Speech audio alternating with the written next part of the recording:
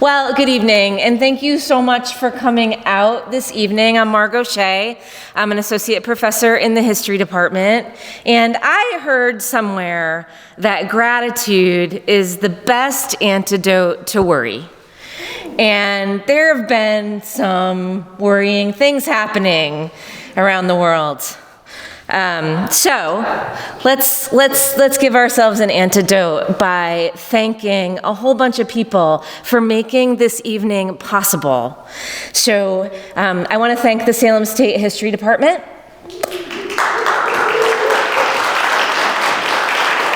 Yeah.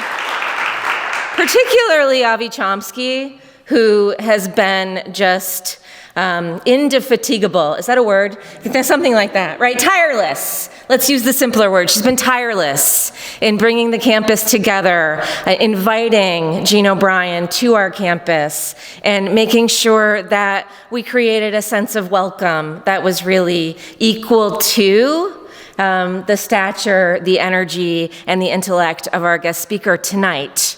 I want to thank the Office of Inclusive Excellence, the Graduate School, President Keenan and the President's Office, the City of Salem, the Intersectional Feminist Collective. All of these groups have come together to make this possible. This talk is part of the Public History Speakers Series, and it is also part of programming and events associated with Salem State's Native American and Indigenous History Month. So thank you to everyone, and specifically, let's thank our guest speaker. Cassie Johnson, who's a history major, is going to be introducing Jean, but I just want to say thank you to you for coming all this way and for dropping some jewels on us. So thank you, Cassie.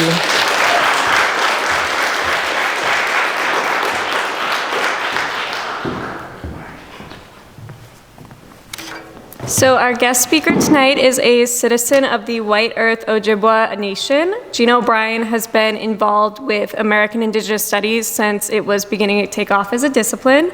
She is a professor in the Department of History at the University of Minnesota, where she has been recently named a Regents Professor. This is the highest honor the University of Minnesota bestows upon their faculty. Regent professors exhibit outstanding academic distinction. They are judged by the scope and quality of their scholarly or artistic work, the quality of their teaching, and their contributions to the public good. Her commitment to the research, teaching, and mentorship on the studies of Indigenous history has made a lasting impact in the field and is one of the many reasons why she has been given this title. In addition to numerous articles and book chapters, Jean O'Brien is the author of Monumental Mobility, the memory work of Massasoit, Firsting and Lasting, Writing Indigenous Indians Out of Existence in New England, Dispossessions by Degrees, Indian Land and Identity in Natick, Massachusetts, 1650 to 1970, and many more. She is a co-founder and past president of the Native American Indigenous Studies Association, as well as an inaugural co-editor of the association's journal, Native American and Indigenous Studies. She has won numerous fellowships and awards in support of her work, including the American Indian History Lifetime Achievement Award for 2014 from the Western History Association, and she is also an elected member of the Society of American Historians. Jean O'Brien's dedication and commitment to the studies of Indigenous history is both inspirational and outstanding to others in the field, as well as future and current students of history. She has made and continues to make a lasting impact on the studies of Indigenous histories in the present, as well as in the past and in the future. Please join me in welcoming Dr. Jean O'Brien.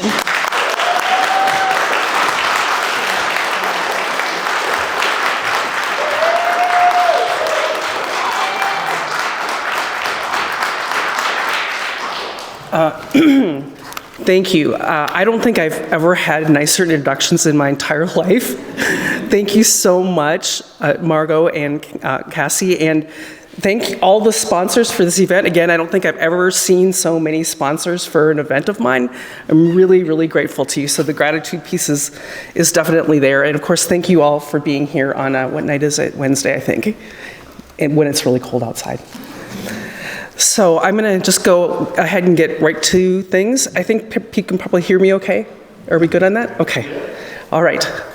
So my talk today is drawn from my book, Firsting and Lasting, Writing Indians Out of Existence in New England, which is based on a close analysis of some 600 texts published about localities in Connecticut, Massachusetts, and Rhode Island between roughly 1820 and 1880. Of these texts, nearly 2/3 contain material that narrated Indian history. I want to begin with a story that I hope will help lay out the larger argument of my book, and then turn to some of the ideas that help make sense of this large body of material, and sometimes confusing body of material. So the story. On June 3rd, 1856, Emory Washburn, educated in the law at Harvard and fresh off a brief term as the governor of the Commonwealth of Massachusetts, stood to address the people of Bridgewater, Massachusetts on the 200th anniversary of its legal incorporation. They were gathered, he proclaimed, to lay the offerings of cherished memories and honest pride upon altars which our fathers reared here in years that are past, unquote. Washburn's account participated in a robust tradition of Southern New England ancestor worship, and it grounded that story locally. The original inhabitants of the land that became Bridgewater barely registered in his address, although the ways they did turn up is telling. Their first mention came when he named the committee that was appointed, quote, to obtain the requisite title deeds from the good old Massasoit, within whose jurisdiction the territory was situated, unquote. He went on to note, tradition points out the spot where this act of purchase was completed, which once bore the name of Sachem's Rock. But it is sad to think that of all the race that then peopled this region, nothing but tradition now remains. It is sad to recall in how short a time, not a drop of blood of the Sachem of Pokanoket, whose hand of friendship welcomed our fathers to these shores, was to be found in the veins of any living being, unquote. I guess it's still called Sachem's Rock. You can read the terms of exchange right here. After having turned over legal possession to their lands to the newcomers, Indians receded from the scene in Washburn's count. Indians, he asserted, had so thoroughly vanished from the region that not even one drop of blood survived in any living person. Mournful though it may be, Bridgewater people would have to settle for place names and tradition when it came to knowing about the Indians their ancestors encountered. We can only imagine how the Indians who remained in their southern New England homelands might have received this sweeping claim. In spite of more than 2 centuries of English colonialism that worked to displace them and make them disappear, New England Indians remained in their homelands as they do today. We know that they were there because of a report prepared by John Milton Earle, who served as Commissioner of Indian Affairs in the 1850s, that enumerated Indian families and communities throughout Massachusetts. We know they were there because Connecticut, Massachusetts, and Rhode Island all maintained bureaucracies of Indian affairs at exactly the time he was giving this address. And this offers additional archival evidence. We know that they were there because their descendants are still there, here. How could Emory Washburn have overlooked them? How could he have failed to know the larger and far more complicated story of Indian survival? These are not trivial questions. They get to the heart of crucial aspects of the racial dynamics of southern New England, and indeed in the United States. The text that contained Washburn's historical account was one of hundreds that participated in the larger ideological project which this book takes up. My aim is to understand how non-Indians in southern New England convinced themselves that Indians there had become extinct, even though they remained and remain as Indian peoples to this day. I argue that these processes can best be understood by getting at the mindset of ordinary non-Indians, and I try to get at that mindset by analyzing the historical narratives non-Indians told about Indians. Local narrators in complex ways wrote Indians out of existence, I argue. I try to make sense of this process by developing the concepts of firsting and lasting, ideas I'll try to explain today.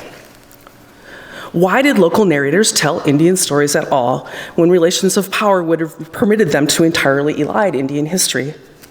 I argue that New Englanders embraced Indians because doing so enabled them to establish unambiguously their own modernity. Non-Indians narrated their own present against what they constructed as a backdrop of a past symbolized by Indian peoples and their cultures.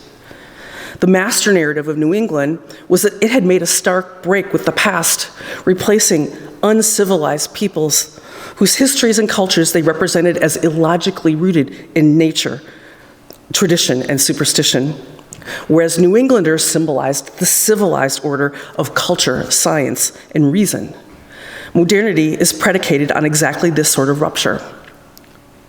Within this rubric, the narrative of Indian extinction in local texts, I argue, proceeded along two important avenues. Insistence on blood purity as a central criteria of authentic Indianness reflected, importantly, the scientific racism that prevailed in the 19th century and lingers today.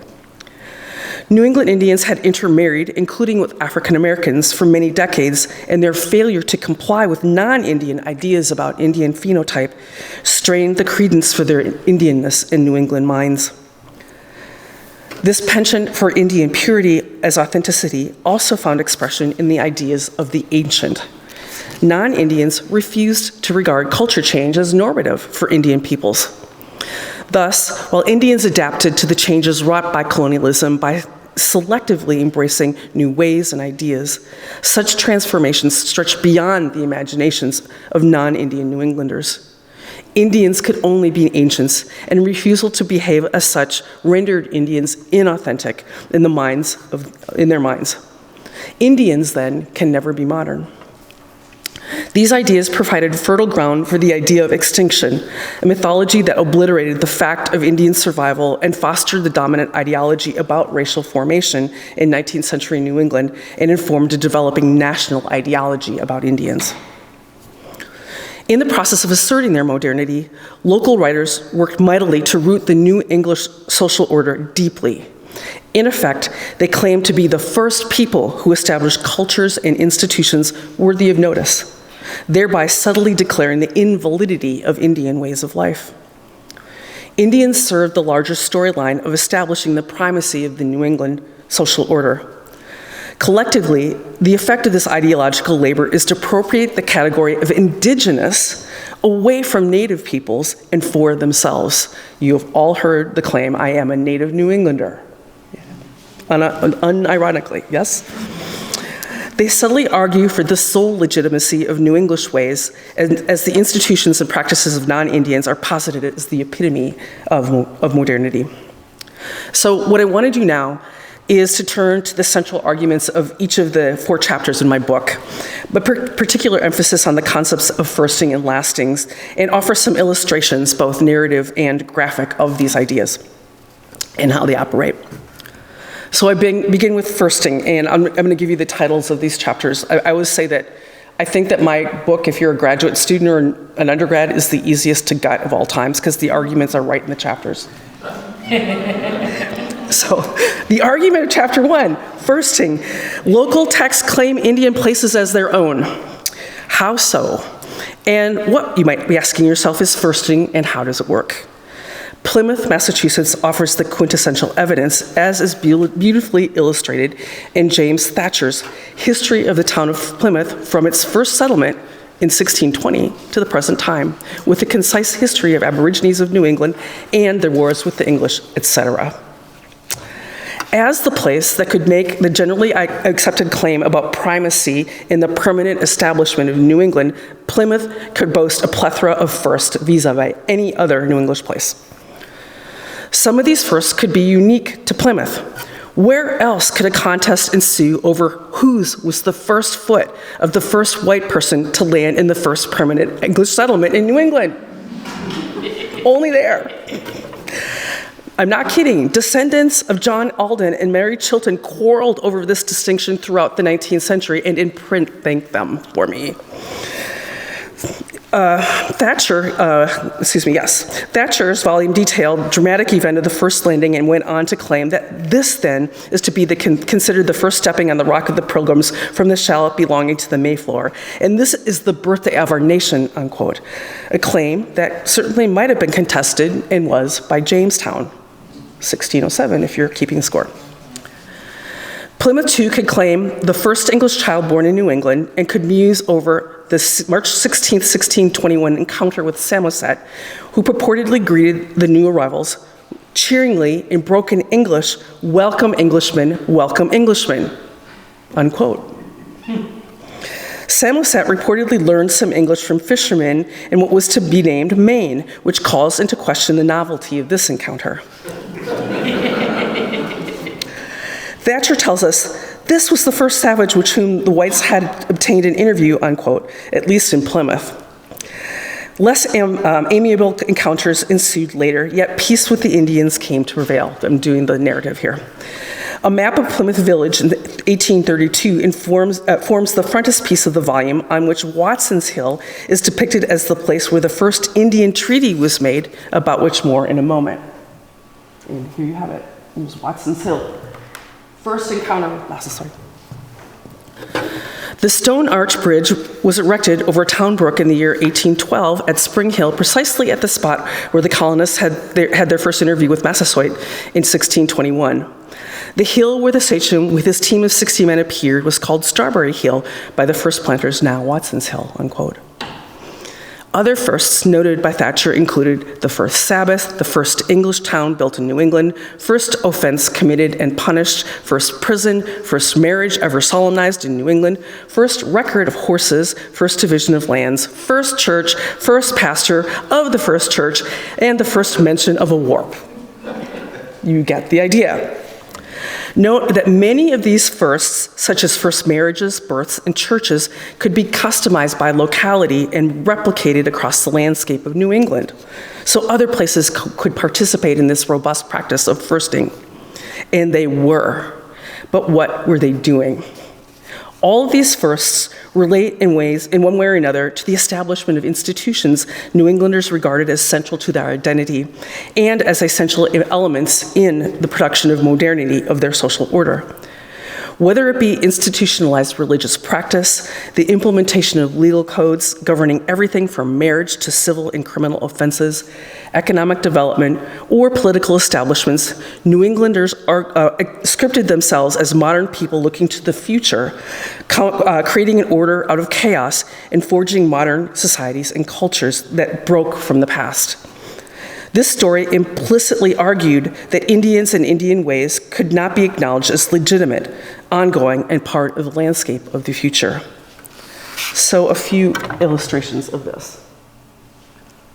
Here we have a classic. It's really an example. This is not the only way that these histories were named, but it was common. So the history of Ridgefield, Connecticut, from its first settlement to the present time by Daniel Teller, 1871, I think that is. 78. So a couple things I want you to notice about this besides that. One is the illustration. It's a fancy framed house. What makes that noteworthy? It's a kind of implicit claim that this is a different way of ordering society, right? And the other thing I want to draw your attention to is at the very top, it says President Northrop's Library. This was one of the first of the volumes that I actually read when I was starting this project. President Northrop is actually Cyrus Northrop from Ridgefield, Connecticut, who was president of the University of Minnesota. And so what I want to note about that, he came from Yale, was an English professor, became president of the University of Minnesota. He brought this book with him, and these books traveled everywhere. So what I'm saying is this message doesn't just stay in New England, it becomes a national story. And it's making a big claim, right? One of my very favorites. This is captioned as the first congregational meeting house of Natick. Guess what? No, it's not. The first congregational meeting house of Natick was constructed entirely by indigenous people in the 1650s. This is out and out blatant erasure of a place that actually makes a lot of claims about its indigenous history, right? So it's a way of showing the power of this narrative, that this can happen there. And also, people used to ask me, how can you read these histories? And I'm like, they're hilarious. They're not dry. They are dry and dull, but they're also hilarious in what they're claiming. So that's how I got through it. Another of my faves, I'm giving you my favorites. The first washing day at Cape Cod.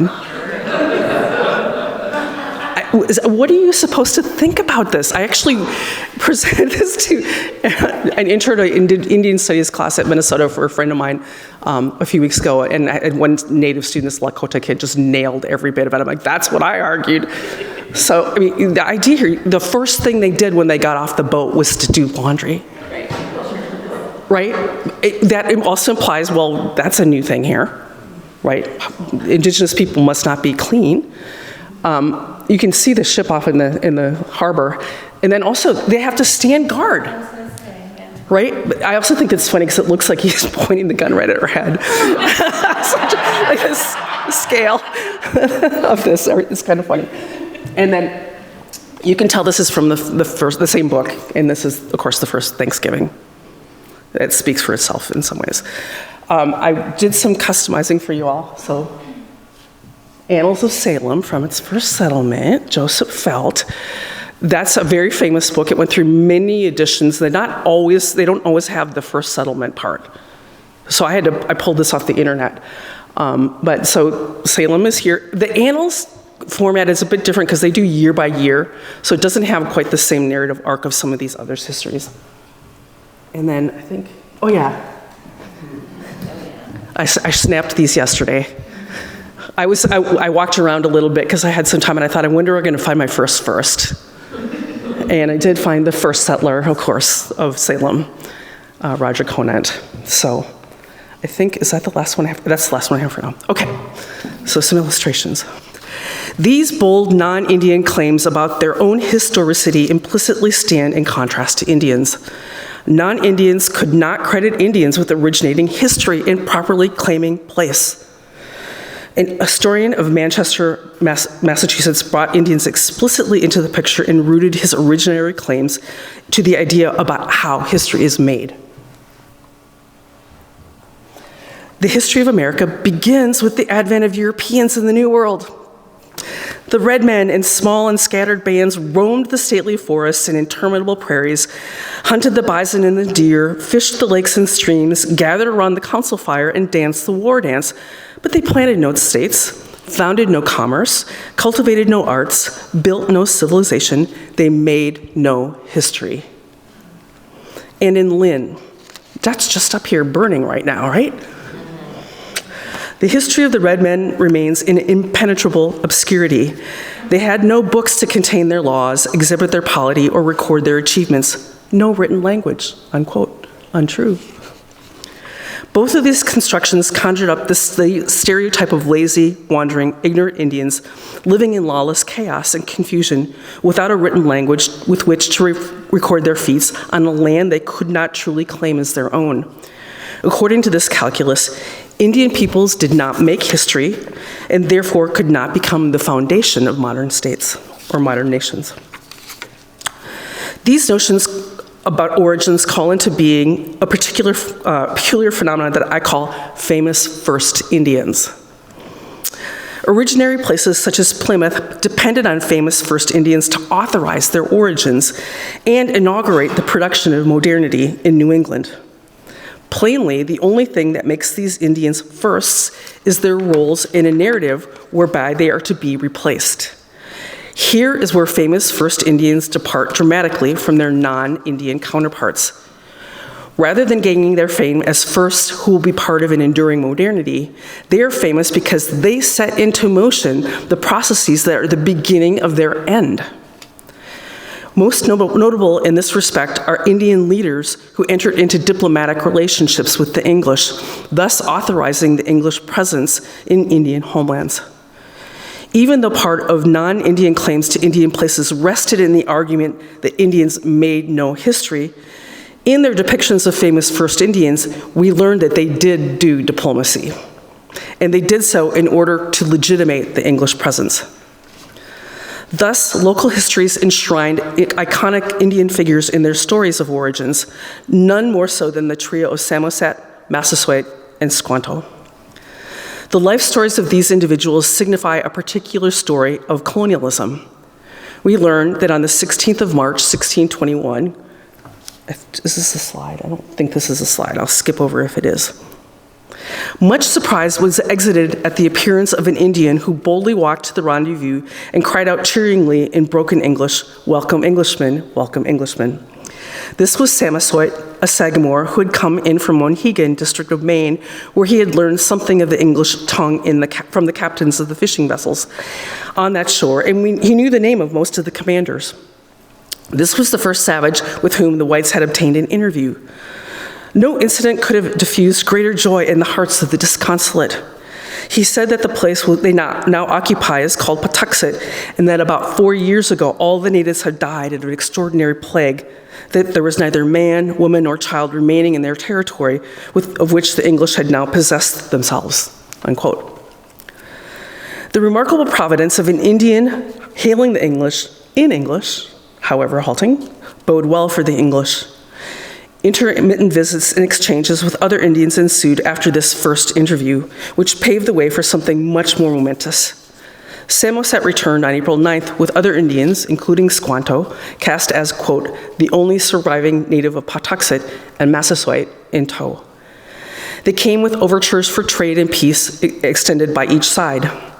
With military precautions also taken on each side, Captain Miles Standish greeted Massasoit and a contingent of his group to Governor Carver, after which a treaty was negotiated. One historian neatly summarized the results of these negotiations. Yeah, I did miss one. Okay. With him, Massasoit, their first treaty was concluded. In an unfinished building near Plymouth, the floor spread with a rug and cushion to give dignity to the proceedings were conducted the simple negotiations which are memorable as the beginning of American diplomacy. The treaty was one of alliance, not one of subjection. He lived to see his territories melt away before the steady inroad of the whites, but he remained to the last true to his compact that he had made, unquote. Even before a proper building could be finished to dignify the negotiations, the English entered into a treaty of alliance, not subjugation, with the Indians. Thus did the trio of Samoset, Squanto, and Massasoit set in motion the grand tradition of American diplomacy and set the stage of more than 50 years of peaceful relations horribly violated by Massasoit's own son, King Philip, in this account. And in this single family, Plymouth scripted both the noble and the ignoble savage, the excellent and friendly Massasoit, whose dignified commitment to an amiable interaction in exchange was destined to be betrayed by his ignoble son. Famous First Indians signify essential elements in the project of modernity. Iconic Indians are meant to project the notion of a pacifistic colonialism in which friendly Indians invited the English to settle among them. The English reject the medieval order of aristocracy and land grants from kings in favor of a new American diplomacy that involved negotiations with Indians for the peaceful occupation of their homelands. First Indians gain their fame by authorizing those transactions. Their ancestors then give way to the processes of replacement in their homelands through the production of modernity. The end product of firsting, then, is the mounting of an argument that Indian peoples and their cultures represented an inauthentic and prefatory history. The New English break with the traditional world of Indians made possible the insidious claim that New England erected the first houses, institutions, polities, and economies, the first social order in the modern world. In this construct, even when local narrators took note of Indian peoples, villages, cultures, polities, economies, and religion, they did not represent a rational and thus authentic ordering of the social order. By their persistent arguing for a prefatory Indian history of New England, local narrators participated in a seizure of indigeneity from Indians and for themselves. This seizure, in turn, depended upon an insistence on that incompatible Indian peoples had disappeared or would do so in the near future. So next, I look at the way local texts consolidated these claims in my second chapter, again, argument in the chapter title, Replacing. Historical practices argue that non-Indians have supplanted Indians. Local narrators substituted one Indian history for another, their own, sometimes collapsing the story in a few terse yet provocative phrases such as the following. The dark, tangled forests have gone. The wild beasts which prowled there for prey are gone likewise, and Indians with their canoes, wigwams, council fires, and terrific war whoops have also disappeared. And in their places we have fertile fields, smiling gardens, tasteful, commodious dwellings, a civilized community, and the temples of the living God. The locality is the same. Time, culture, and science alone have wrought the transformation. This stark rendering of history argues for a rupture. Indians, cast as anonymous savage denizens of the forest, have been replaced by God-fearing farmers who have tamed the wilderness and erected frame buildings that composed civilized communities.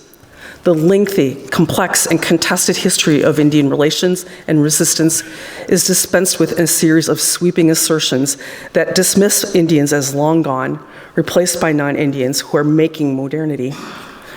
Scripts such as these serve as what I call replacement narratives. Local texts both narrated a process by which non-Indians replaced Indians in their homelands and attested to a wide range of cultural practices that contributed to the larger message of replacement, namely in the erection of historical monuments, the mounting of historical commemorations, excavation of Indian relics, a selective retention of place names, and in the land itself. Ideas surrounding these acts of memory and placemaking participate in the production and reproduction of assumptions about Indians, New England, and modernity, and they constitute an implicit argument of replacements. Salem fell right in line with not just about firsting, but also on replacing, powerfully so in this passage from Joseph Felt's history. It is not then a busy barren idleness to cull the facts which concern the red men who formerly planted on the sites of our towns, ranged over our fields, hunted through our forests, gazed from our mountains, and fished in our waters. No, there may be intellectual and moral improvements derived from the relics of a people once familiar with our long own localities, but long extinct. So there you have it. There's no explicit lasting, I found, but it may be there in other places. So again, some illustrations. Here's one of those monuments. It's a monument to Miantonomo, and so this is he's a Narragansett. He was a Narragansett leader, and this is in Norwich, Connecticut. And there was this pitched battle between the Mohican and the Narragansett that happened in 1641. That's the date that's etched on this monument. And they erected about 200 years later. What are we supposed to make of this? That's like that end, right? One date, not the dates of, the birth and estimated even birth and death dates, but just the end. So it's supposed to convey that idea. Uncas, here's his monument. This is also in Norwich, Connecticut. I just want to say quickly, again, part of this battle. The base was dedicated in 1833, and Andrew Jackson was there. 3 years after the Removal Act, right? And it wasn't finished until 10 years after that, 10 years after that. But I should just on the side say that one of the whys that these histories are written in this way around Native peoples is about the Removal Act and the fact that New Englanders opposed it so much. And so the response of those who wanted to have the Removal Act was, well, where are your Indians? So there's this desperate explanation that's part of these histories. We have the original Massasoit Monument. This whole monumental practice really comes up in the late 19th century, and this plaque on this rock in Warren, Rhode Island, which was his actual village site, it took them 40 years to raise enough money to put that plaque up. And then things ramped up later, as you know, for this very famous monument. Probably everybody in this room has been to Plymouth to see this, right? So there's that. Other monumental practices, I really like this one. This This is from a book called, it's a little pamphlet really called The Sketch of the Life of the Apostle Eliot, prefatory to the subscription for erecting a monument to his memory. So they published this little pamphlet to raise money to try to build this obelisk, which I don't believe was ever erected. But you see Eliot at the top, right? And down here, you see a miniature Indian in feathers and buckskin admiring the apostle, right? So this message that is there. These messages were not just conveyed in books, but also in big commemorations, which I understand there's an important one coming up in Salem in a couple of years 400. So here's a slide of I can't remember which. What does it say? Doesn't say. I think it's the 250th of Norwich, Connecticut. It might be the 200th. And just to point out that this was a big deal, a regathering of the many, many people who had fled New England, right, in the 19th century as farming is collapsing and the economy is a problem, gathering them all back to recall the history of this place. And as part of these celebrations, there was always a big, long historical narration. You're all sitting here very patiently. These folks, I think, had to sit for 2 hours for the length of some of these addresses, so I'll try to keep you a little entertained. The point being that there's always sections about Native people in them, and sometimes they even have Native representatives, like the last people on stage. And this is just another one to give you an idea of the scope. Okay, then there's a whole nother category that I want to dwell on a little bit, and that is the land. So here we have, you may be able to see the caption. Give me a moment for a drink of water. Indian map of Glastonbury, Connecticut. In what way is this an Indian map? The only thing that you can really draw as a conclusion there's still some indigenous names on this map. This is not produced by a Native person. It's not a Native depiction of geography. It's implicitly is claiming these Native places, but also renaming them, right? So this is a common kind of illustration you would see. We were talking about deeds earlier today. A facsimile of a deed is a very common thing to find in these books. And here's one from Agawam, which is Springfield, from 1636. Another of my faves, map illustrative of the Indian purchases of ancient Windsor, Connecticut.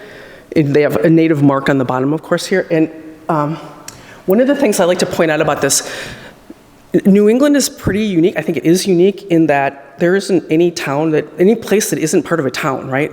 That's just how things were structured in the colonial era. That's not true in other places. So you see the boundaries of the towns here.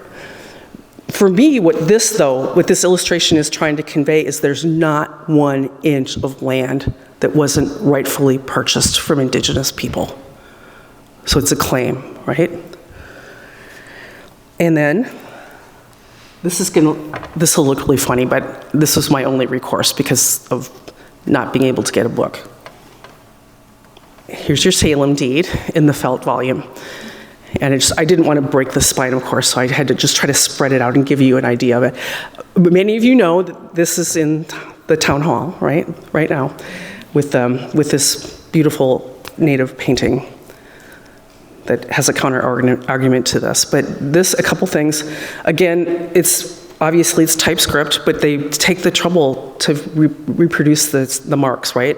Which lends it a kind of authenticity. And also just to say, this deed is from 1686. When was Salem founded? 1626. Right, there's a ton of retroactive deeding happening throughout New England, and 1686 is particularly an important moment because this is when Massachusetts is in a panic over the charter.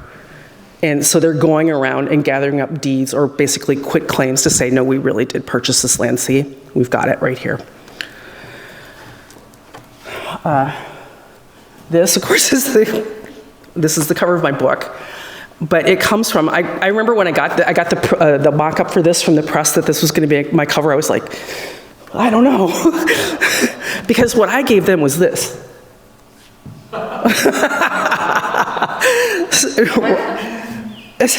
So, okay, this is Black William selling Nahant to Thomas Dexter for a suit of clothes. I opened up this book and I said, this is a replacement narrative, right? And it's every stereotype you can imagine. You've got the well-heeled Englishman here. He's got a suit of clothes and he's handing it over to the, he's in skins and feathers and a quiver on his back. And that's all he wanted for his land. That's it. So it's the trinket story. So they decided to, I'm going ahead, to vanish it from the book cover. Anyway, that's where that comes from. So moving forward, in my third chapter, Lasting, texts purify the landscape of Indians by denying them a place in modernity.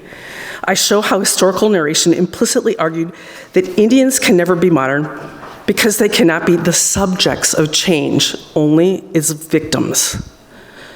This discourse locates Indians in the dim mists of the past, suggesting that culture change and racial mixing make Indians into Indian descendants rather than authentic Indians.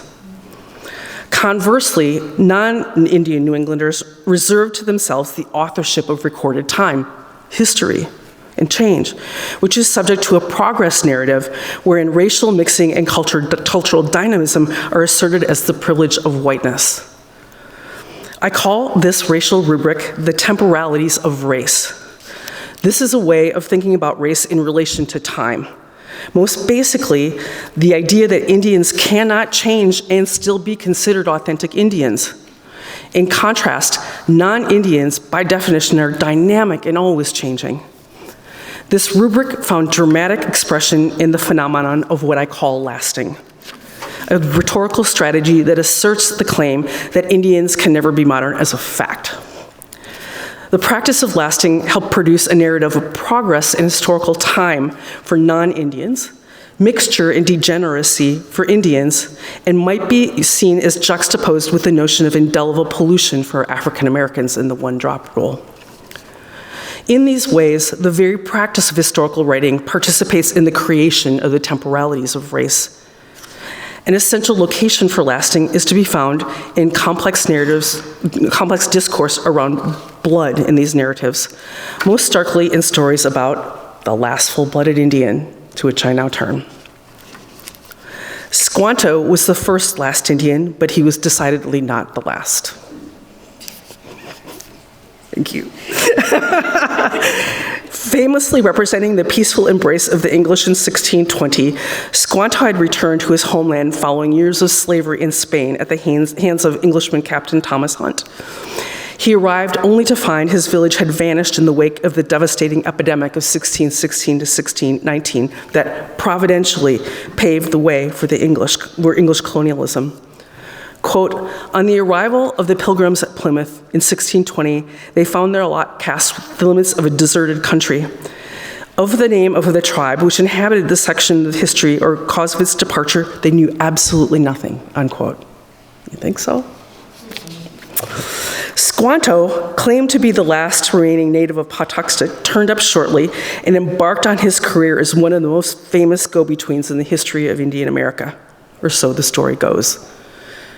People know who Squanto is, right? He was not famous in the 19th century. Massasoit was the famous one. It's really interesting to me how that morphed. I'd kind of like to know more about it, but I don't have time to figure it out. Although dwarfed in importance, as I'm saying right now, by the welcoming diplomat Massasoit in the 19th century, Squanto attained the status of an icon in the 20th century as a symbol of virgin land available for the taking and the imminent demise of Indian people who once claimed this land as their homeland. So that's my quick take on that. What might be thought of the Squanto motif of lasting found fertile ground in the imagination of 19th century New Englanders, and authors frequently extrapolated its claims across the landscape. And the assertions of lastness took many forms.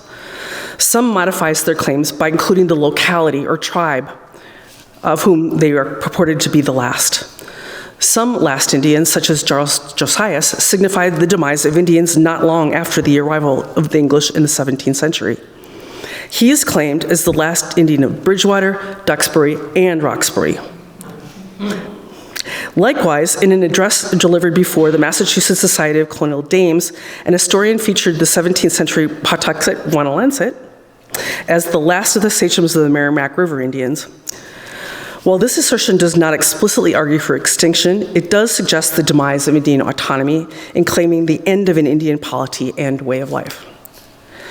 But many other accounts scripted their last Indians as solitary and presumably lonely survivors who somehow managed to maneuver the tricky shoals of English colonialism and find their way into the 19th century, only then to succumb to the inevitable process of replacement.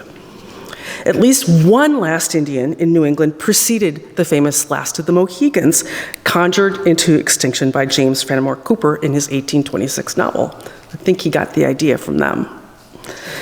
Or it's drawing on something bigger, but it does precede it.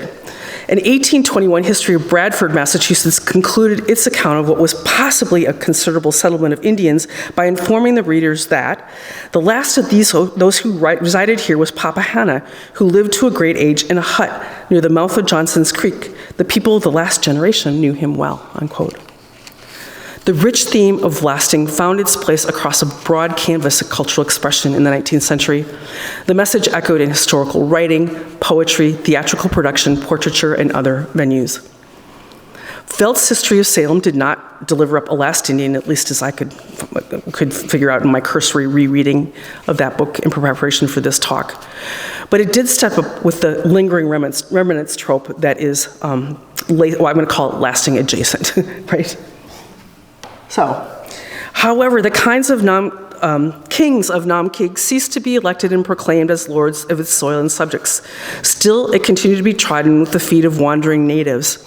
Credible tradition related that down to 1725, and subsequently, a company of them had paid an annual visit to Salem and encamped on a side of Gallows Hill. It is fairly likely that some of them, if not all of them, were descended of those who once occupied the territory thus frequented. No doubt, from the sympathies of human nature, these pilgrims walked among the sepulchres, stood upon the houseless sites, gazed on the mementos, mused on the changes, repeated the traditions, and dwelt on the exploits of their departed ancestors. So occupied, the heaving sighs, the falling tear, the expressive countenance told the deep workings of their soul and its mysterious imagery, which portrayed the fancied glory of the past in contrast with the melancholy present and the hopeless future. Boom. Martha Simons became one of the most famous last Indians of New England. If you go to Cassie's exhibit at the library, you can see this and many other things that are in this talk, along with the other important exhibit there, of course, about the photography exhibit. According to historian Daniel Ricketson, during the middle and even the latter parts of the century, a few of the lingering remnants of the once noble possessors of the soil remained, retaining to the last of their ancient form of habitation, the wigwam, or a hut, unquote. He claimed that only Martha Simons remained when he wrote his history in 1850s, residing in Dartmouth, Mass, as, quote, one solitary specimen of a full-blooded native. She is the last of her race, unquote. Her fame attracted the luminary Henry David Thoreau to drop in on Martha Simons, who he called the last full-blooded Indian of New Bedford. He paid her a visit in 1856 and recorded this observation in his journals. To judge from her physiognomy, she might have been King Philip's own daughter, yet she could not speak Indian and knew nothing of her race, unquote. What do you think? And Martha Simons' fame in the middle of the 19th century also inspired the well-known artist Albert Bierstadt to paint her portrait in 1857, which he entitled Martha Simons, the Last of the Narragansetts. A fair amount of confusion in these narratives. Bierstadt's claim that she represented the last Narragansett in 1850 is undone. In 1879, and William Cullen Bryant and Sidney Gay's A People's History of the United States, that features the then still living Esther Kenyon as the last of the royal Narragansetts. But that she received such attention underscores not just non-Indian fascination with the idea of Indian demise, but their obsession with the modern project of purification, that is, finding the last moment. So, a couple more slides. Another very famous last Indian was Eunice Maui, who was Schaghticoke from Connecticut. And one of my favorite illustrations of these is, they're often women, by the way, not always, And so here's not a woman, Abraham Corey of Nantucket. And this illustration I find really fascinating because here he is sitting in a frame house or a cabin of some sort, and he's wearing a suit and a tie from the time, a cravat, I guess you would call that. He's got a top hat sitting there, but you can also see there's a basket on the table, and there's basket stuff at his feet, so they're projecting him as a basket maker, which was usually women's work, right? And if you look out the window, you can see industrialization happening. So these things can't be there at the same time. And he looks very sad, doesn't he? You would be too if you were the last of your race. Compare these contracts with the embrace of all non-Indians who could draw any connection to the town of Hadley, Massachusetts during its 200th anniversary celebration. Quote, "The large hospitalities of the occasion rightly embrace and welcome all who by descent or intermarriage, by blood or residence, from far or near, are related not merely to the geographic but the human Hadley of 200 years ago," unquote. New England Indians could never expect such expansive definitions of inclusiveness of their own communities to pass muster with non-Indians. The construct relied upon the application of completely opposite criteria for establishing race. In the case of white New Englanders, the possession of any drop of Puritan blood enabled one to claim membership in that special category, and the problem of purity of blood was elided. In the case of Indians, any admixture of any other blood diminished their Indianness in New England imaginary, and mixing banned Indian claims to identity. Quote, "There are none but unmixed blood remaining in my native town today. Half-breed and quarter-breed gain a precarious living by fishing or picking cranberries in the bogs around Ponkapog Pond, but the Aborigines of 2 centuries ago have departed, and forever," unquote. In effect, what such claims about New Englishness assert is an implicit one-drop rule for themselves. Any claim to a drop of New English or Puritan blood, any vague connection one could make to the Puritan fathers entitled the claimant to membership in the New England race, a race that is asserted as pure even while it is acknowledged to be forged in mixture. The vagueness of these claims might be fruitfully put along the side the vagueness of lasting claims made about Indians as they move in completely opposite directions. And this fascinating parallel to the one-drop rule for African Americans, which relegated them to a pollution narrative that subjected them to slavery and racial discrimination, should a claim of even a single drop of African blood be asserted, also can be contrasted to New English requirements for Indianness. And that any admixture of Indian blood with any other blood renders an individual less Indian until the possibility of acknowledging Indianness in New England vanishes in the New English imaginary. What we have here, then, is a theory of racial purity built on the fact of impurity that is used to call into question the Indianness of Indian people in the present and their likelihood to survive as people into the future. The temporalities of race that insisted Indians remain mired in a static past blinded New Englanders to an important fact. Indians resisted their effacement from New England in the 19th century by embracing change in order to make their way in a changing world, as they had done for centuries. This is the argument of my final chapter, resisting claims and texts about Indian extinction fail, even as they are being made. Their ongoing resistance to settler colonialism took multiple forms and translated into their survival as indigenous peoples. Driven to understand Indianness through a degeneration narrative about race that insisted upon blood purity, and coupled with an understanding of Indians reckoned within the temporalities of race, non-Indians failed to accord indigenous peoples a legitimate place in modernity. They failed to recognize New England Indians as modern peoples who looked to the future and instead constructed a pervasive myth of Indian extinction. Why did New Englanders have such trouble recognizing New England Indians as such? On one level, their assumptions about Indianness that were shaped by the temporalities of race preconditioned them to understand Indians through a degeneration narrative. But on another level, they refused to recognize them because it was useful not to.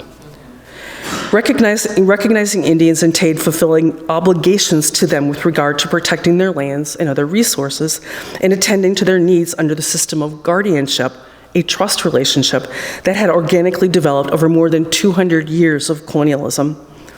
It also stood in the way of the modernizing project of purification that was so preoccupied with completion. No one personified the engagement with modernity more publicly than the Pequot minister, activist, and public intellectual William Apis, author of 5 published books in his short but eventful life. Apis's vision, articulated in his writings, obliterates the idea that lay at the center of the New English project of nationalism, which argued for the primacy of a new modern social order they claimed as their hallmark, to the exclusion of the ongoing existence of Indian nations.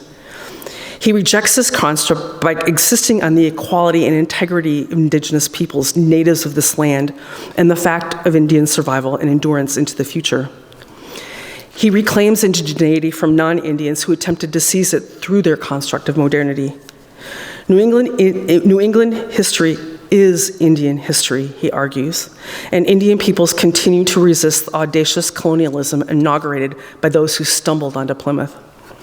Along the way, he exposes the racism honed in the colonial encounter that New England Indians were forced to live with in the present. He told of personal experiences with prejudice in Connecticut, quote, where they are so pious that they kill cats for killing rats and whip the beer barrels for working on the Sabbath, unquote. He was funny, too.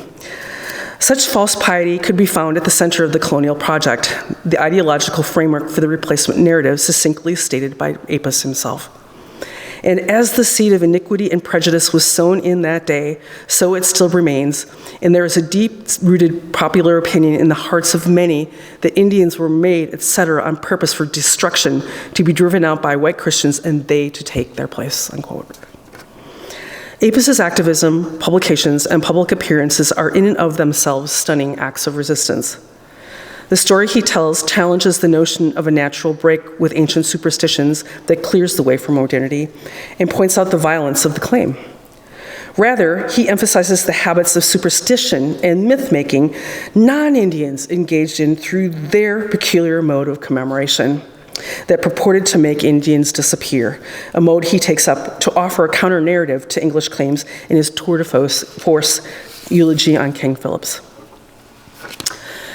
Apis's other writings speak to the ongoing vibrancy of Indian peoples in New England, even as they struggled within the colonial regime.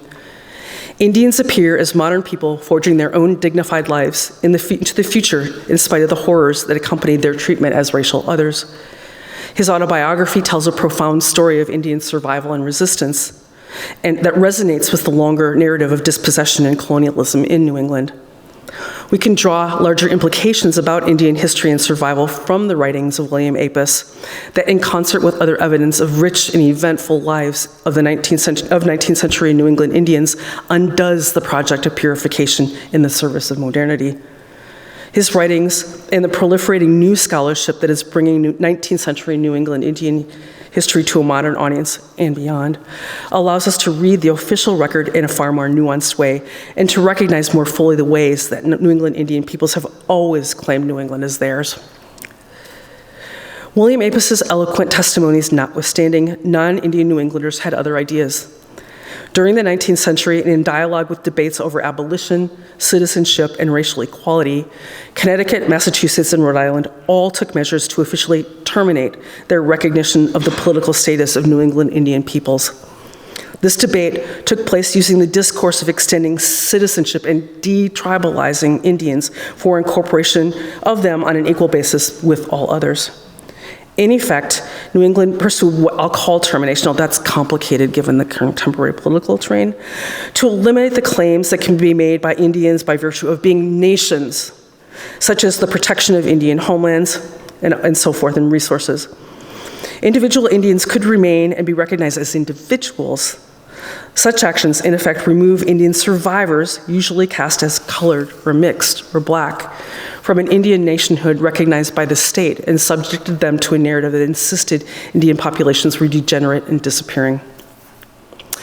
As everyone present in this talk knows, I hope, pretty sure they do, the constructs I've been discussing today cannot possibly account for the present-day realities of Indian New England. For the past several decades, just like the centuries that preceded them, New England Indians resisted their effacement, struggling and frequently succeeding to force the United States to recognize the nation-to-nation relationship that is at the heart of Indian sovereignty in the United States. Whether they have yet succeeded or not, they continue to remake themselves as Indian peoples in their homelands and in modernity. More than 500 years of Indian resistance to colonialism suggests that that struggle will not end. Thank you.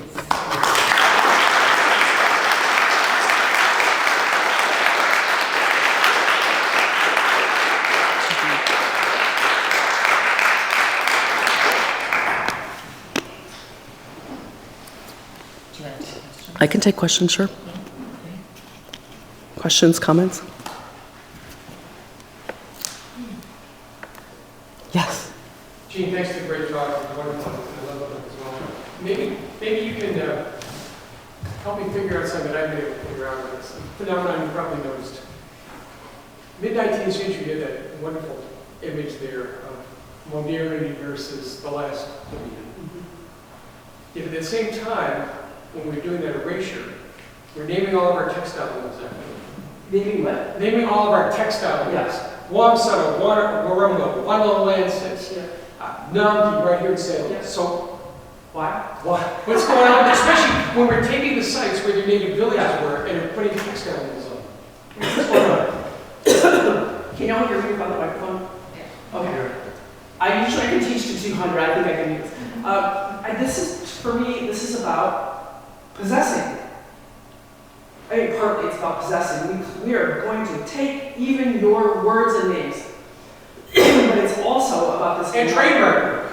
And trademark them. So really, literally steal them and take them and own them.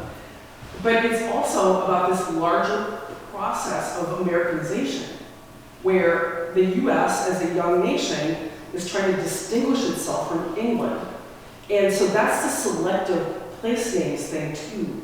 It's about the new spells, Daniel Webster, all those kinds of things. We're not English. We made a break, and it's a different kind of break from modernity. It's a break from England and to create America in those kinds of ways, if that makes sense. Thanks. I also just wanted to announce that we have copies of First Thing and Last Week for sale outside, so if anybody is interested in learning more about this book, you can pick one up tonight. But I also wanted to ask a question. So I really like the way you situated what's happening in 19th century New England in terms of all of these debates and the Indian Removal Act and New England's opposition and the response to all what happened to your Indians. And I was just wondering how you see this kind of firsting and lasting replicating or resonating in other contexts, in other parts of the U.S. or later in U.S. history or even beyond the U.S. How do you see firsting and lasting beyond 19th century New England? And how do you see the particularities of 19th century New England? Yeah, thank you for that question. So I think it's my training as an historian that made me really, really cautious. I feel like I was very cautious in this book. I did not want to make any claims past the evidence I looked at.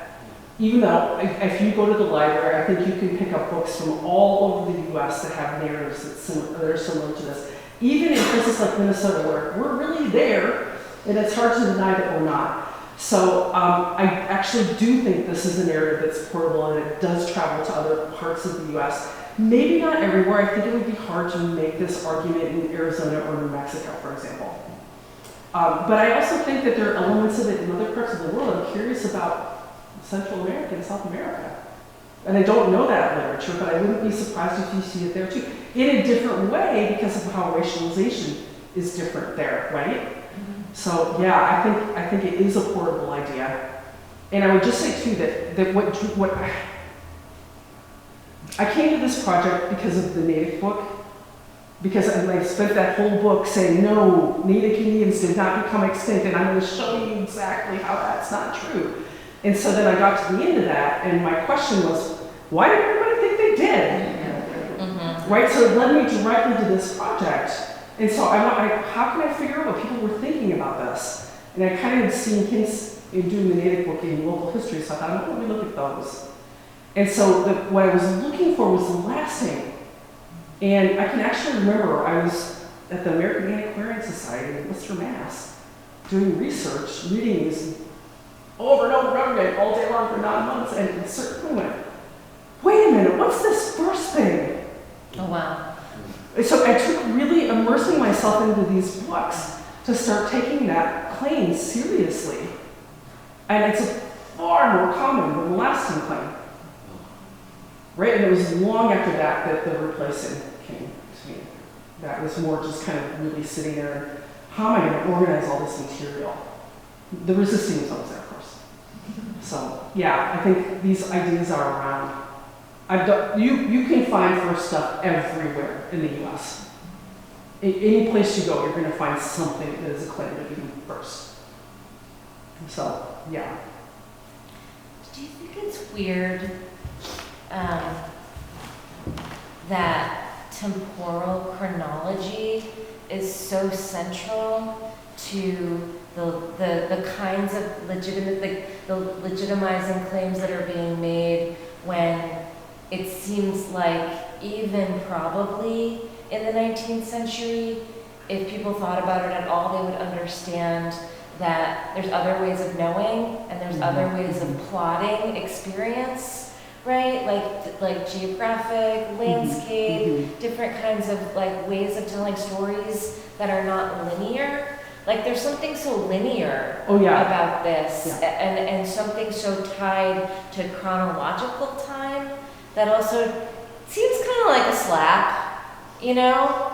Like on top of everything else, it seems to be privileging an ontological framework that is like so distinctively not the tradition of Native people. Like, sorry, that was like a jerk. Like, this is more of a comment than a question. But I'm going to take part of it as a question too, though, because I think that the obsession with chronology, a couple things come to mind with this. First of all, it's this progress narrative thing, right? We took nothing but the land and built this, right? We're great people. The exact moment they're making these claims that New Englanders are desperately holding on to their place as the cradle of the nation, because people are leaving and the economy is faltering, and eventually the factories are not keeping up with all of this stuff, right? So they're insisting it's all about us. We're the ones that created all the first important things, and the literature and the history and all the things that makes this country great. And so don't look at Ohio, right, where lots of people are going. Look here. We did it. We showed you how. And meanwhile, I'm always struck driving around New England to see like the stone fences in the woods, right? The farms that, how did they ever survive, right? With the land that they were growing on. So there's that anxiousness about what is happening here. Yes. Really great talk. Thank you for everything. I wondered if you've had a chance to present this book or give this talk to any indigenous tribal groups today, and what was their reaction, particularly in New England groups? The Mohicans like having me up. And I'll just say this. So Lynn Malerba, the traditional chief, who's now in what position in Biden's cabinet in Treasury? Anyway, she's really cool. The first time I went out there and met her and gave this talk, she told me that she sends this to every head of the BIA. That's awesome. Which I was like, oh my God, that is so amazing. Because it helps explain a place that lots of people just don't understand what the situation, especially with federal recognition, is, and the history, or even know anything about it at all. So that's the main tribe I've gone to. I've done Zoom talks at Aquinnah. And I mean, I talked to lots of Native folks, so I think they like it. My book. But it's a great question. I remember giving, when I was working on, still doing the research and starting to write, I was invited to give a talk at Harvard. And it was a public talk, and there were lots of people there. And right in the front were all these Native folks. And I was like, oh, it's the first time I was presenting to New England Native folks, and they loved it. So I felt good about that. I felt like I had a sense of I'm getting something right. So, I mean, I would just telling stories. Sorry, if this is okay. So when I was doing my dissertation research, which ended up being the Natick book, I got obsessed with that because I took a class and wrote a paper about Natick, and they had this. All the literature said that Indians in New England had become extinct, and I thought, that doesn't seem right. It just doesn't seem right. So I did a little digging in the records at Natick, and I'm like, what is this? And so then I come out here to do research the first time, and I ran into Nipmuc people immediately. Right, so early on in my dissertation research, I was connecting with people here. So yeah, which actually the American Antiquarian Society is very good about. They have programs for bringing Nipmuc folks into and they have for a long time, but they're building on them, which is a very good thing. Yeah. Yes? Can you speak up just a little? Oh, here's a microphone. I'm honored that you are. I just wanted to say, your talk was really great. I grew up in Natick. And it's really interesting thinking about, like, hearing about all of this, because with my public school education from Natick, we never talked about this stuff, like, at all. In, like, 3rd grade, we had a single unit on, like, general Native things, and there was like the acknowledgement of, yes, there was a tribe here, let's not talk about that. And like even in high school, at Natick High, we have like a plaque on a wall, like with like the bare minimum of information about like the tribes in the area. So like and there was nothing, it was never touched upon in class at all. There wasn't even a history class about it. We had history classes for like everything at Natick High. There was never a class about like indigenous history, which I think is really interesting seeing as it's Natick and there's so much history there. This is a long-winded way of saying I'm very interested to hear this. Thank you.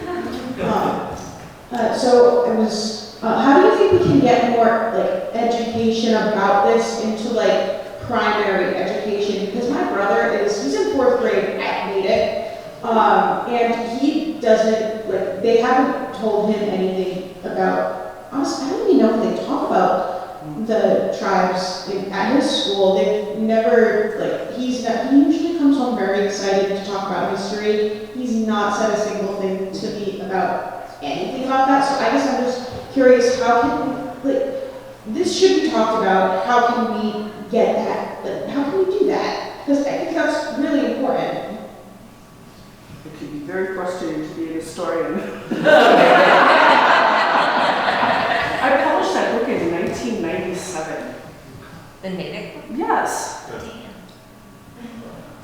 Guess where I've never been invited to give a talk? This does not surprise me. It a little bit surprises me because, you know, not every professional historian does a town history. It's kind of an outward kind of thing, as discussed today, right? But in answer to your question, which is an important and serious one, I wish I knew, but where that happens is at the state standards, right? So I have, Minnesota has, you learn it in 4th grade and 11th grade. And I actually have a very good friend who was just on the left, they just rewrote the standards again in a really, really aggressive way because of my friend Catherine Gertner. And she made sure that in the social studies unit, Indigenous people are in every single unit, all the way to the present. That's never been the case before. And it was a battle, but it got through. I mean, it was tons of backlash, and it was a really hard thing. But people do have to get in the trenches there and fight for it. I don't think there's any other way of changing public education, right? That's how it works. And these days, it's pretty hard to make changes that are about things like Native history, Indigenous people, race, class, gender, sexuality, right? It's not going to get easier. So I don't know the answer, but I do think that that's the place. I mean, and I guess everybody has to be out there continuing to do the hard work for it. Because how else are you going to understand where you're from? Literally. Native. Yeah, I grew up like thinking Native was just kind of this boring place that just kind of appeared because they never taught us about like the history of it. Like it's kind of crazy because everything I've learned like about my own town, I've learned on my own. Like I've done my own research and it's super interesting. It's stuff that like kids should be learning in their primary and secondary education. They would probably be excited to learn it.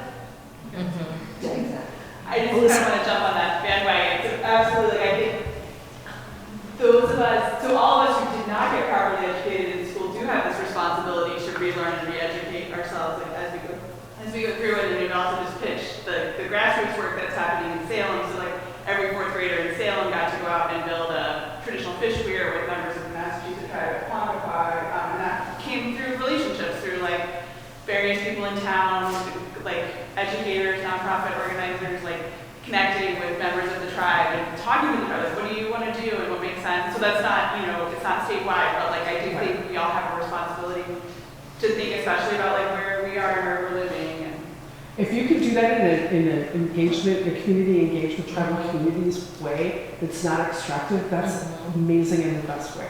yeah, right, it's fraught too, like you're saying, it can be extractive Yeah. and like performative and stuff, but I mean, we try to hew back to listening to what the tribe, how they want to be represented in the modern world. Yeah, that's great.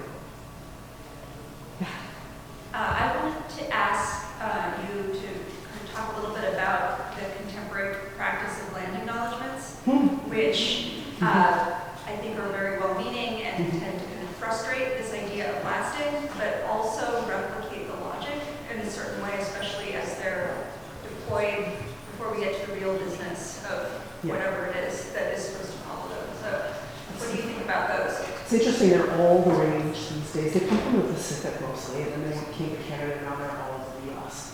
And I mean, I think the standard line in the Indigenous world is, I don't want to hear your land acknowledgement, I want to hear what you're going to do. So I'll just tell another little story. We have a lot of really cool things happening at the University of Minnesota around Indigenous studies, including one of them is that we now have an Office of Native American Affairs in the President's office. And Karen Diver is the director. Like she's Obama's former official on Indian Affairs. And she was a tribal chair in Minnesota. She gets right in everybody's face. But she's like, so that land acknowledgement thing was happening at Minnesota when she started, and she's like, I don't want to deal with this. Tell me what you're going to do. So here's one of the things she did. She got a bunch of Native faculty together and charged them with creating what she was calling at the time an Indigenous research guideline. It's not Board of Regents policy. If you're a student, faculty, staff, and you're doing any research with Indigenous communities, you have to get approval in how you're going to do it. You have to, approval is a bit of, I shouldn't say it, it's now getting implemented, so we'll see where it hits, but you're supposed to comply with it.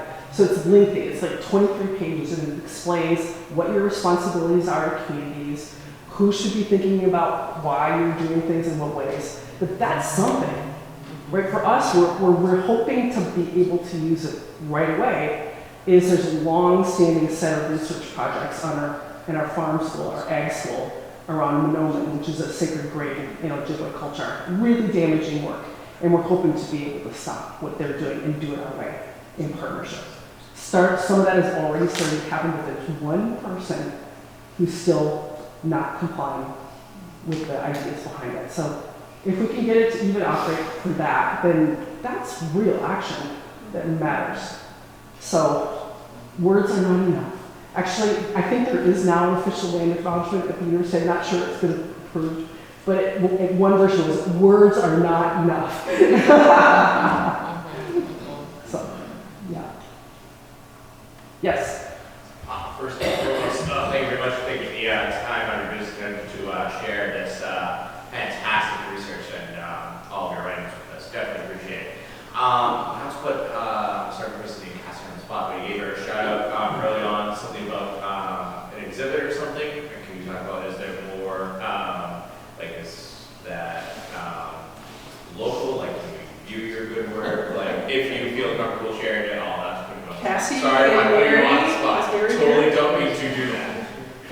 here, talk a little bit about their exhibits, their awesome exhibits that are on view right now in the library.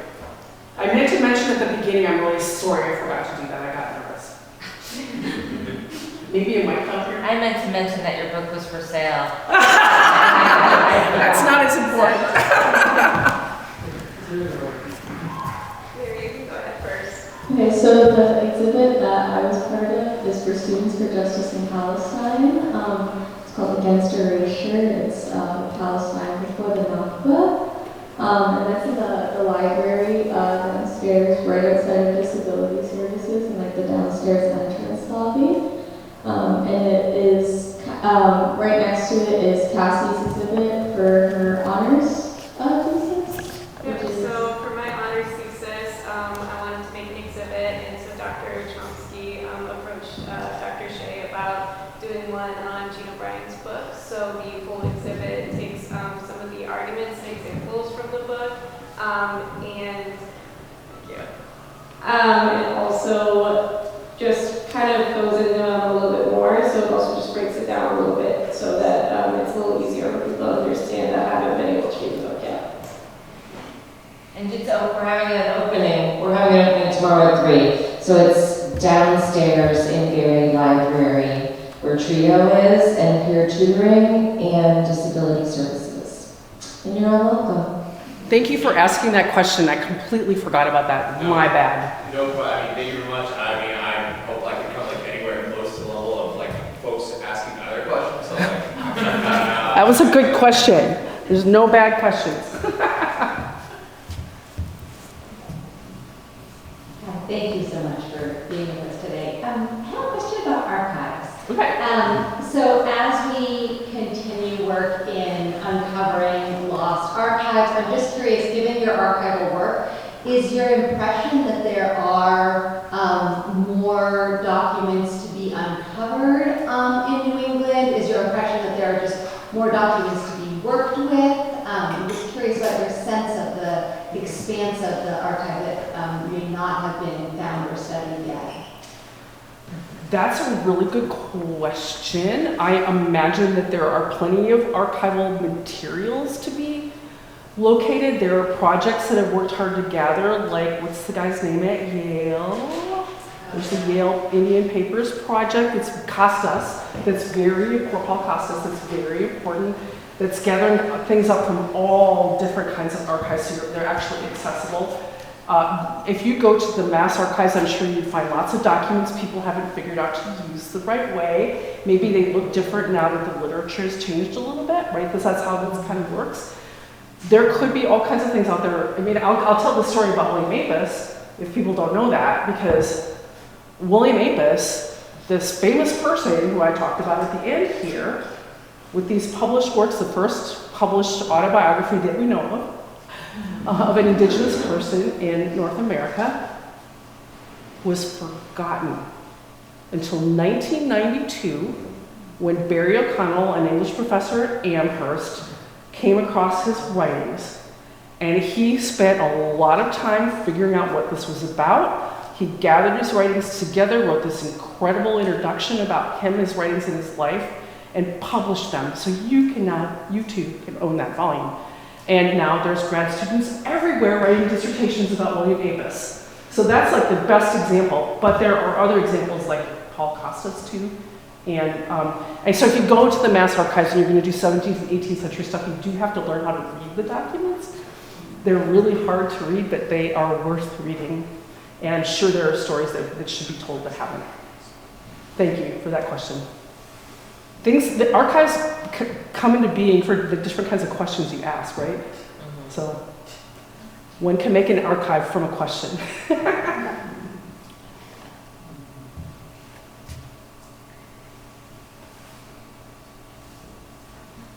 What are you reading? What am I reading right now? I have a big stack of things on my desk. What am I reading? What I'm reading right now is all kinds of policy to create the grad manual for our new PhD program. Honestly. But what do I have on my desk? I mean, I have Leanne Simpson's book that's now 2 years old that I haven't gotten around to read yet. There's a book called The Right to Be Cold about climate change in the Arctic that is on my desk. There's a lot of like indigenous theory stuff that's sitting there that I just haven't gotten to that I want to. What are you reading? I started, actually someone sent me Research's Ceremony. Oh yeah. Do you know that? Oh, yeah. So that's something I'm reading kind That's of a for cool book. fun. Yeah. Actually, I am reading one other thing I didn't say. I can plug this. I am reading the book manuscript of one of my students that's going to be in press soon. That's called Settler Imperialism. It's on Native Alaska, 1967 to ANCSA, 1972. Brilliant. So I have been reading that. I've been reading about Alaska Indians a lot lately. Native Alaska, actually, Alaska Natives. So. Any last words? Yeah. All right, this is probably going to come out as a bit of word salad, but I'm going to try my best. Okay. So the blood purity topic, I like the quest for it when it came to like finding the last of the true quote unquote purity. Last full-blooded. Yes, last full-blooded. Yeah. Was that an attempt also to distinguish us from Britain? Because was that something else? Like was that part of the attempt at the time to get us like separated from England? Not like separated from England, but you know, like, because to my understanding, the British Isles did not have that type of thing going on, and so like that's like, hey, the Americans are trying to track down the last quote-unquote full-blooded Indian. The British don't have that, therefore we're better or something like that. Do you know, I think more it's drawing on continental theory about race. And the whole construct of scientific racism coming out of the idea of pure races. And so it's a kind of way of doing science, but it's really kind of lassoed to this political agenda of erasure, right? Because people can hold all kinds of contradictions in their heads, right? Literally, it strikes me very much that they're talking about degenerate Indians, mixed blood Indians at the same time. All kinds of Europeans are Anglo-Saxons, for heaven's sake, start there. Right? This is a history steeped in mixture. And so it has to be about something bigger than that, which is they need to be gone. And we need to explain why they're gone, basically. So in that sense, I don't think so much that. But I'm sorry. You would say that did influence like other Europeans looking to like blood purity or like, because we know some like pseudoscientific version that came out. The theories about blood and mixture come from at least 15th century Spain, I think. Right, and they mutate and they move around the whole world, but especially in Europe and European connecting places. Let's give another